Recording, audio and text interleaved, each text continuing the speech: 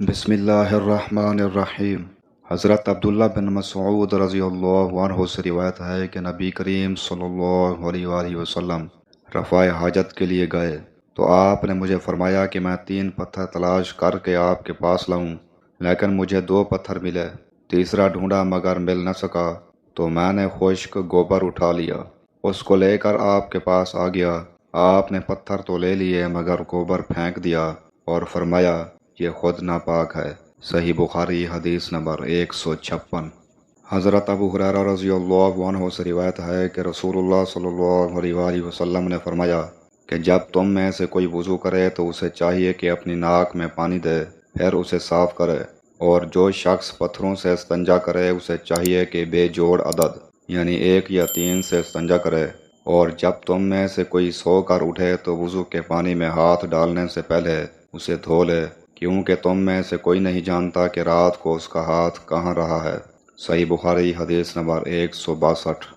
حضرت عبداللہ بن عمر رضی اللہ عنہما سے روایت ہے کہ ایک مرتبہ رسول اللہ صلی اللہ علیہ وآلہ وسلم ایک سفر میں ہم سے پیچھے رہ گئے، پھر تھوڑی دیر بعد آپ صلی اللہ علیہ وآلہ وسلم نے ہم کو پا لیا اور عصر کا وقت آن پہنچا تھا۔ ہم وضو کرنے لگے اور اچھی طرح پاؤں دھونے کی بجائے جلدی میں ہم پاؤں پر مسح کرنے لگے۔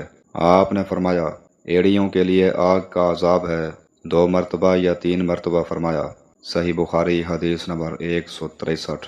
حمران سے روایت ہے کہ انہوں نے حضرت عثمان بن عفان رضی اللہ عنہ کو دیکھا۔ انہوں نے حمران سے پانی کا برتن مانگا اور لے کر پہلے اپنی ہتھیلیوں پر 3 مرتبہ پانی ڈالا، پھر انہیں دھویا، اس کے بعد اپنا دہنا ہاتھ برتن میں ڈالا اور پانی لے کر کلی کی اور ناک صاف کی، پھر 3 بار اپنا چہرہ دھویا اور کونیوں تک 3 بار دونوں ہاتھ دھوئے، پھر اپنے سر کا مسح کیا، پھر پانی لے کر ٹخنوں تک 3 مرتبہ اپنے دونوں پاؤں دھوئے، پھر کہا کہ رسول اللہ صلی اللہ علیہ وآلہ وسلم نے فرمایا ہے کہ جو شخص میری طرح ایسا وضو کرے پھر 2 رکعت پڑھے جس میں اپنے نفس سے کوئی بات نہ کرے تو اس کے گزشتہ گناہ معاف کر دیے جاتے ہیں۔ صحیح بخاری حدیث نمبر 159۔ حمران سے روایت ہے کہ جب حضرت عثمان رضی اللہ عنہ نے وضو کیا تو فرمایا میں تم کو ایک حدیث سناتا ہوں، اگر قرآن پاک کی ایک آیت نازل نہ ہوتی تو میں یہ حدیث تم کو نہ سناتا۔ میں نے رسول اللہ صلی اللہ علیہ وآلہ وسلم سے سنا ہے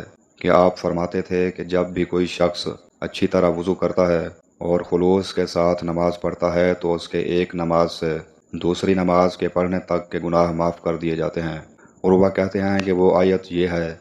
ان الذین یکتمون ما انزلنا من البینات والہدی من بعد ما بیناہ للناس فی الکتاب اولئک یلعنہم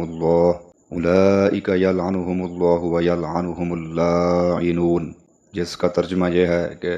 جو لوگ اللہ کی اس نازل کی ہوئی ہدایت کو چھپاتے ہیں جو اس نے لوگوں کے لیے اپنی کتاب میں بیان کی ہے، ان پر اللہ کی لعنت ہے اور دوسرے لعنت کرنے والوں کی لعنت ہے۔ صحیح بخاری حدیث نمبر 160۔